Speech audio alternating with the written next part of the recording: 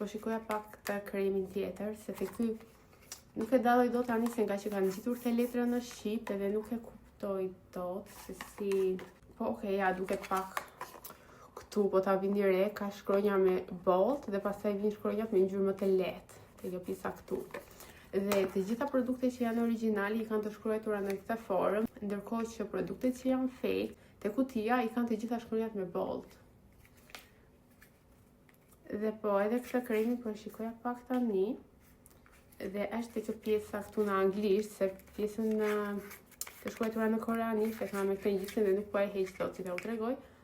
Po këtu, po të shikoni ka edhe pjesë me bold, domethënë që janë shkronjat më të dukshme, dhe pjesa tjetër janë me shkronja pak më të zbeta, domethënë nuk janë me bold. Dhe po ky kremi ka edhe këtë pjesën këtu, që t'ju shpjegoj pak. Jo të gjithë e kanë këtë, se për shembull ky nuk e kishte. Po shumica e produkteve koreane këtu tek pjesa e hapjes kanë një ngjitës të tillë që duhet hequr për të hapur kutinë.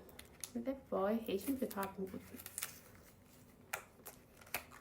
Dhe këtë kremin, ky është Dark Zero, pas ka emrin nuk e pash mirë, thjesht e pash që ishte me kolagen. Dhe është për rrafet e syve, rrafet e zinj të syve, që të heqin nxirjen e rrafeve të zinj, dhe duke qenë se mua pisa poshtë syve më është shumë e zezë tani, nuk e di pse. Tash po marr një krem me kolagen, se kam një tjetër të Sun By Me, koreane dhe ai, që e përdor po është me retinol, edhe e kam vënë re që sa herë e përdor, duke qenë se ka përbërje shumë të lartë retinoli, kam vënë re që pjesa poshtë syve më fillon edhe më djeg, dhe do pas i vendos atë kremin do një hidratim super mega të mirë, që vërtet retinoli të bëj punën, po mos të t'i dëmtoj syt, domethënë se nuk përdoret vetëm ai.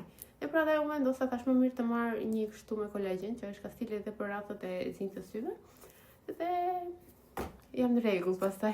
Edhe këta e mora me goxha ulje, tani se mbaj mend, mund ta kem marrë diku te 9000 lekë, 9000 e pak lekë, ndërkohë që ishte 20 e ca mijë lekë si krem. Nuk e di pse kishin bërë kaq ulje këtë herë këta, edhe kështu, dhe mendova që të përfitoj nga rasti edhe të marr disa produkte që më duheshin. Nëse vendosni të përdorin produkte koreane, bëni kujdes me çfarë merrni, si ju thash, kontrollojini produktet përpara se t'i përdorni, sepse nëse merrni ato produkte që nuk janë origjinale, në vend që t'i bëni mirë lëkurës tuaj, do ta dëmtoni dhe më mirë siguroni para se t'i blini. Kështu mos harroni të më bëni like të videoja dhe ne do shihemi shumë shpejt në një video tjetër. Bye!